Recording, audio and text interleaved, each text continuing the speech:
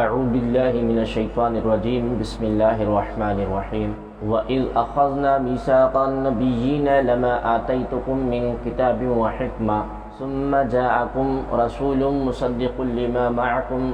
لَتُؤْمِنُنَّ بِهِ وَلَتَنصُرُنَّهُ قَالَ أَأَقْرَرْتُمْ وَأَخَذْتُمْ عَلَىٰ ذَٰلِكُمْ إِصْرِي قَالُوا أَقْرَرْنَا قَالَ فَاشْهَدُوا وَأَنَا مَعَكُمْ مِنَ الشَّاهِدِينَ فَمَن تَوَلَّىٰ بَعْدَ ذَٰلِكَ فَأُولَٰئِكَ هُمُ الْفَاسِقُونَ۔ یعنی اور یاد کرو جب اللہ نے نبیوں سے وعدہ لیا کہ میں تمہیں کتاب اور حکمت عطا کروں گا، پھر تمہارے پاس وہ عظمت والا رسول تشریف لائے گا جو تمہاری کتابوں کی تصدیق فرمانے والا ہوگا، تو تم ضرور اس پر ایمان لانا اور ضرور مدد کرنا۔ اللہ نے فرمایا، اے انبیاء، کیا تم نے اس حکم کا اقرار کر لیا اور اس اقرار پر میرا بھاری ذمہ لے لیا؟ سب نے عرض کی کہ ہم نے اقرار کر لیا۔ اللہ نے فرمایا کہ تو اب ایک دوسرے پر گواہ ہو جاؤ، میں بھی تمہارے ساتھ گواہوں میں سے ہوں۔ پھر جو کوئی اقرار کے بعد روگردانی کرے گا تو وہی لوگ نافرمان ہوں گے۔ وَإِذْ أَخَذْنَا مِيثَاقَ النَّبِيِّينَ، اور یاد کرو جب اللہ نے نبیوں سے وعدہ لیا۔ حضرت سیدنا علی المرتضیٰ رضی اللہ تعالی عنہ نے فرمایا کہ اللہ تبارک و تعالی نے حضرت آدم علیہ السلام اور ان کے بعد جس کسی کو نبوت عطا فرمائی، ان سے سید الانبیاء صلی اللہ تعالی علیہ وآلہ وسلم کے متعلق عہد لیا، اور ان انبیاء علیہ السلام نے اپنی قوموں سے عہد لیا کہ اگر ان کی حیات میں سرور کائنات صلی اللہ تعالی علیہ وآلہ وسلم مبعوث ہوں تو وہ آپ کریم صلی اللہ علیہ وآلہ وسلم پر ایمان لائیں اور آپ کریم صلی اللہ علیہ وآلہ وسلم کی مدد اور نصرت کریں۔ اس سے ثابت ہوا کہ ہمارے آقا و مولا حبیب خدا محمد مصطفیٰ احمد مجتبیٰ صلی اللہ تبارک و تعالی علیہ وآلہ وسلم تمام انبیاء علیہ السلام میں سب سے افضل ہیں۔ اس آیت مبارکہ میں نبی کریم صلی اللہ علیہ وآلہ وسلم کے عظیم فضائل بیان ہوئے ہیں۔ علماء کرام نے اس کی تفسیر میں پوری کتابیں تصنیف کی ہیں اور اس سے عظمت صلی اللہ علیہ وآلہ وسلم کے بے شمار نقاط حاصل کیے ہیں۔ چند ایک نقاط میں آپ کے سامنے عرض کر دیتا ہوں۔ نمبر 1 کہ حضور کریم صلی اللہ علیہ وآلہ وسلم کی شان میں اللہ تبارک و تعالی نے یہ محفل قائم فرمائی۔ نمبر 2 خود عظمت مصطفیٰ صلی اللہ تعالی علیہ وآلہ وسلم کو بیان کیا۔ نمبر 3 عظمت مصطفیٰ صلی اللہ تعالی علیہ وآلہ وسلم کے سامعین کے لیے کائنات کے مقدس ترین افراد یعنی انبیاء کرام علیہ السلام کو منتخب فرمایا۔ نمبر 4 کائنات وجود میں آنے سے پہلے حضور عالم صلی اللہ علیہ وآلہ وسلم کا ذکر جاری ہوا اور آپ کریم صلی اللہ علیہ وآلہ وسلم کی عظمت کا بیان ہوا۔ نمبر 5 آپ کریم صلی اللہ علیہ وآلہ وسلم کو تمام نبیوں کا نبی بنایا کہ تمام انبیاء علیہ السلام کو بطور خاص آپ صلی اللہ علیہ وآلہ وسلم پر ایمان لانے اور مدد کرنے کا حکم دیا۔ نمبر 6 انبیاء کرام علیہ السلام کو فرمانے کے بعد باقاعدہ اس کا اقرار دیا، حالانکہ انبیاء کرام علیہ السلام کسی حکم الہی سے انکار نہیں کرتے۔ نمبر 7 انبیاء کرام علیہ السلام نے اس اقرار کا باقاعدہ اعلان کیا۔ نمبر 8 اقرار کے بعد انبیاء علیہ السلام کو ایک دوسرے پر گواہ بنایا۔ نمبر 9 اللہ تبارک و تعالی نے خود فرمایا کہ تمہارے اس اقرار پر میں بھی گواہ ہوں۔ نمبر 10 انبیاء کرام علیہ السلام سے اقرار کرنے کے بعد پھر جانا متصور نہیں، لیکن پھر بھی فرمایا کہ اس اقرار کے بعد جو پھرے وہ نافرمانوں میں سے شمار ہوگا۔ اس آیت مبارکہ پر انتہائی نفیس کلام پڑھنے کے لیے فتاوی رضویہ شریف کی 30ویں جلد میں موجود اعلیٰ حضرت عظیم البرکت مجدد الدین و ملت الشاہ سیدی امام احمد رضا خان فاضل بریلوی رحمۃ اللہ تعالی علیہ کی تصنیف تجلی الیقین بأن نبینا سید المرسلین صلی اللہ تعالی علیہ وآلہ وسلم، یعنی یقین کا اظہار اس بات کے ساتھ کہ ہمارے نبی کریم صلی اللہ علیہ وآلہ وسلم تمام رسولوں کے سردار ہیں کا مطالعہ فرمائیں۔ افغیر دین اللہ یبغون ولہ اسلم من فی السماوات والارض طوعا وکرہا والیہ یرجعون، یعنی کیا لوگ اللہ کے دین کے علاوہ اور دین چاہتے ہیں، حالانکہ آسمانوں اور زمینوں میں جو کوئی بھی ہے وہ سب خوشی سے یا مجبوری سے اس کی بارگاہ میں گردن جھکائے ہوئے ہیں اور سب کو اسی کی طرف لوٹایا جائے گا۔ افغیر دین اللہ یبغون، کیا اللہ کے دین کا علاوہ دین چاہتے ہیں؟ ارشاد فرمایا کہ کیا لوگ اللہ تبارک و تعالیٰ کے دین کے علاوہ کوئی اور دین چاہتے ہیں، حالانکہ آسمانوں اور زمین میں جو کوئی بھی ہے، فرشتے، انسان اور جنات، سب کے سب خوشی سے یا مجبوری سے اس کی بارگاہ میں جھکے ہوئے ہیں۔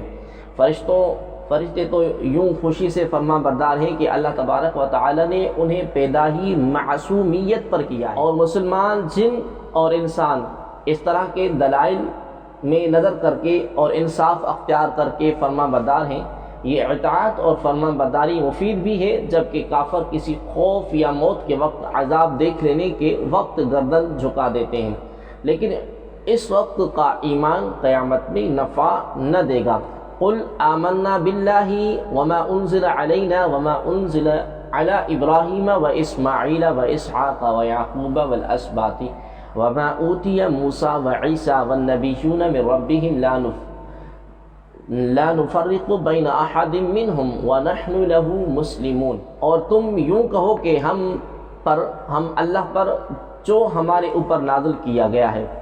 اس پر، اور جو ابراہیم اور اسماعیل اور اسحاق اور یعقوب اور ان کی اولاد پر نازل کیا گیا ہے اس پر ایمان لاتے ہیں، اور جو موسیٰ اور عیسیٰ اور نبیوں کو ان کے رب کی طرف سے دیا گیا ہے اس پر بھی ایمان لاتے ہیں۔ نیز ہم ایمان لانے میں ان میں سے کسی کے درمیان فرق نہیں کرتے، اور ہم اسی کی بارگاہ میں گردن جھکائے ہوئے ہیں۔ قل آمنا باللہ،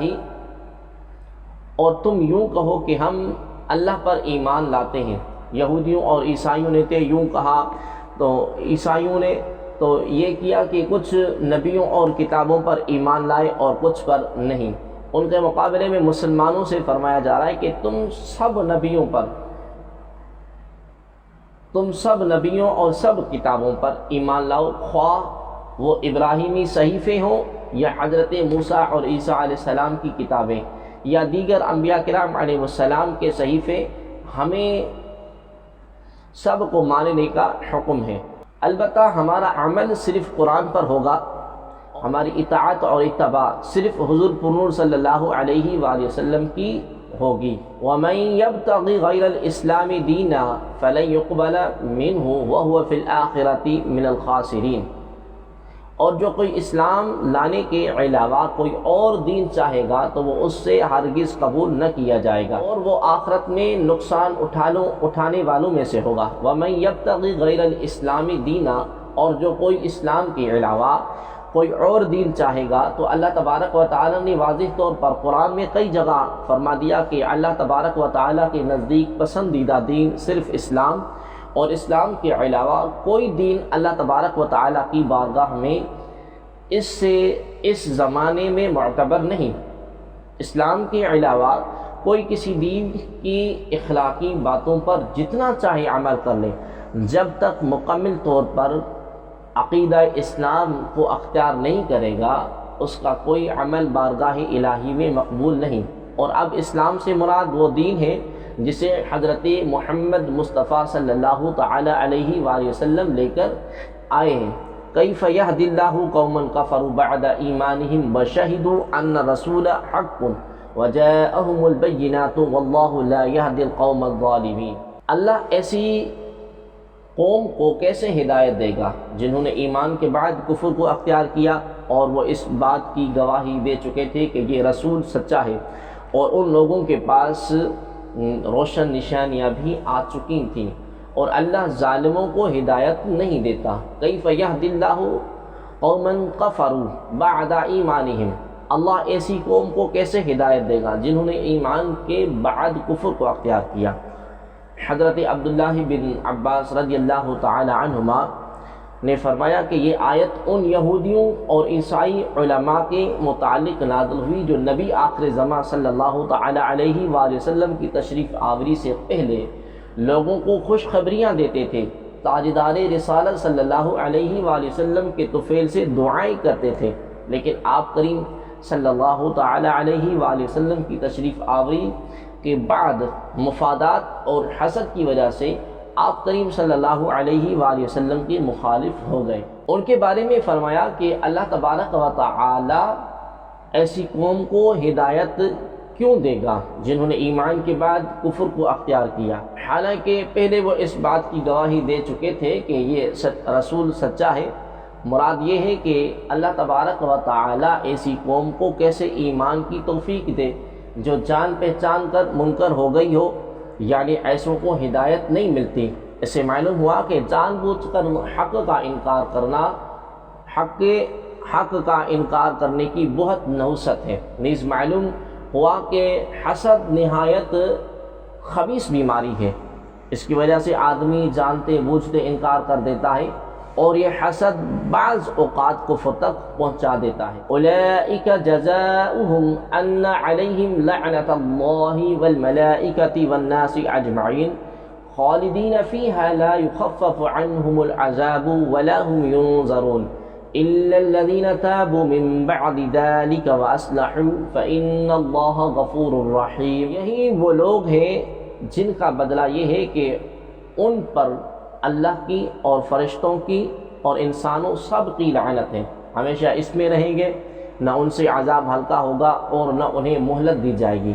سوائے ان لوگوں کے جنہوں نے کفر کے بعد توبہ کر لی اور اپنی اصلاح کر لی، تو بے شک اللہ بخشنے والا مہربان ہے۔ الا الذین تابوا من بعد ذلک، مگر جنہوں نے کفر کے بعد توبہ کر لی۔ حارث بن سوید انصاری کو کفار کے ساتھ جا ملنے کے بعد ندامت ہوئی تو انہوں نے اپنی قوم کے پاس پیغام بھیجا کہ سید المرسلین صلی اللہ تعالی علیہ وآلہ وسلم سے دریافت کریں کہ کیا میری توبہ قبول ہو سکتی ہے۔ ان کے حق میں یہ آیت کریمہ نازل ہوئی، تب وہ مدینہ منورہ میں تائب ہو کر حاضر ہوئے اور سرکار دو عالم نور مجسم صلی اللہ تعالی علیہ وآلہ وسلم نے ان کی توبہ قبول فرمائی۔ یاد رہے کہ توبہ ہر گناہ سے مقبول ہے، حتیٰ کہ ارتداد سے بھی توبہ قبول ہے۔ ان الذین کفروا بعد ایمانہم ثم ازدادوا کفرا لن تقبل توبتہم واولئک هم الضالون۔ بے شک وہ لوگ جو ایمان لانے کے بعد کافر ہو گئے پھر کفر میں اور بڑھ گئے تو ان کی توبہ ہرگز قبول نہ کی جائے گی، اور یہی لوگ گمراہ ہیں۔ ان الذین کفروا بعد ایمانہم، بے شک وہ لوگ جو ایمان لانے کے بعد کافر ہو گئے۔ یہ آیت ان یہودیوں کے بارے میں نازل ہوئی جنہوں نے حضرت موسیٰ علیہ السلام پر ایمان لانے کے بعد حضرت عیسیٰ علیہ السلام اور انجیل کے ساتھ کفر کیا، پھر کفر میں اور بڑھے اور سید الانبیاء صلی اللہ تعالی علیہ وآلہ وسلم اور قرآن کے ساتھ کفر کیا۔ اور ایک قول یہ ہے کہ یہ آیت یہود اور نصارہ کے بارے میں نازل ہوئی جو رسول اعظم صلی اللہ علیہ وآلہ وسلم کی بعثت سے پہلے تو اپنی کتابوں میں آپ کریم صلی اللہ تعالی علیہ وآلہ وسلم کی نعت اور صفت دیکھ کر آپ کریم صلی اللہ علیہ وآلہ وسلم پر ایمان رکھتے تھے، اور آپ کریم صلی اللہ علیہ وآلہ وسلم کے ظہور کے بعد کافر ہو گئے اور پھر کفر میں اور شدید ہو گئے۔ ایمان اور کفر میں شدت کی کیفیت کے اعتبار سے کمی زیادتی ہوتی ہے، جیسے قرآن پاک میں بکثرت ایمان میں اضافہ ہونے کی آیات ہیں، اس طرح کفر میں شدت کی آیات بھی ہیں۔ یہ آیت اس معنی میں ہے کہ کسی کا ایمان زیادہ قوی اور مضبوط ہوتا ہے جبکہ کسی کا ایمان کمزور ہوتا ہے، یوں ہی کسی کا کفر زیادہ شدید ہوتا ہے اور کسی کا کم شدت والا ہوتا ہے۔ آیت میں فرمایا کہ جو کفر کرے اور اس میں بڑھتا جائے اس کی توبہ ہرگز قبول نہ ہوگی۔ اس کا یا تو یہ معنی ہے کہ ان کی معافی نہیں ہوگی، کیونکہ یہ توبہ ہی نہیں کرتے یا یہ معنی ہے کہ ان کی توبہ مقبول نہیں، کیونکہ ان کی توبہ دل سے نہیں بلکہ منافقانہ ہوتی ہے، دل میں کفر بھرا ہوتا ہے اور زبان سے توبہ کر رہے ہوتے ہیں، ایسی توبہ ہرگز قبول نہیں، البتہ جو توبہ دل سے کی جائے گی وہ ضرور مقبول ہے۔ ان الذين كفروا وماتوا وهم كفار فلن يقبل من احدهم ملء الارض ذهبا ولو افتدى به اولئك لهم عذاب علیم وما لهم من ناصرین۔ بے شک وہ لوگ جو کافر ہوئے اور کافر ہی مر گئے، ان میں سے کوئی اگرچہ اپنی جان چھڑانے کے بدلے میں پوری زمین کے برابر سونا بھی دے تو ہرگز اس سے قبول نہ کیا جائے گا، ان کے لیے دردناک عذاب ہے اور ان کا کوئی مددگار نہیں۔ وَمَاتُوا وَهُمْ كُفَّارٌ، اور کافر ہی مرے، آخرت کی نجات ایمان پر خاتمے پر ہے۔ کفر پر مرنے والا زمین بھر سونا بھی اپنے فدیے میں دے دے تب بھی اس کی نجات نہیں ہو سکتی۔ نیز یہ بھی معلوم ہوا کہ نجات کا دار و مدار ایمان پر خاتمہ ہونے پر ہے۔ اگر کوئی شخص تمام عمر مومن رہے اور مرتے وقت کافر ہو گیا تو اس آیت میں شامل ہے، اور اگر کوئی شخص ساری عمر کافر رہا لیکن مرتے وقت مومن ہو کر مرا تو وہ اس آیت سے خارج ہے۔ اس لیے صالحین سب سے زیادہ فکر ایمان پر خاتمے ہی کی کرتے ہیں اور اللہ تبارک و تعالی کی خفیہ تدبیر سے ڈرتے ہیں۔ چنانچہ حضرت یوسف بن اسبات رحمۃ اللہ تعالی علیہ فرماتے ہیں کہ میں ایک مرتبہ حضرت سفیان ثوری رحمۃ اللہ تعالی علیہ کے پاس حاضر ہوا۔ آپ رحمۃ اللہ تعالی علیہ ساری رات روتے رہے۔ میں نے دریافت کیا کہ آپ رحمۃ اللہ تعالی علیہ گناہوں کے خوف سے رو رہے ہیں، تو آپ رحمۃ اللہ تعالی علیہ نے ایک تنکا اٹھایا اور فرمایا کہ گناہ تو اللہ تبارک و تعالیٰ کی بارگاہ میں اس تنکے سے بھی کم حیثیت رکھتے ہیں، مجھے تو اس بات کا خوف ہے کہیں ایمان کی دولت نہ چھن جائے۔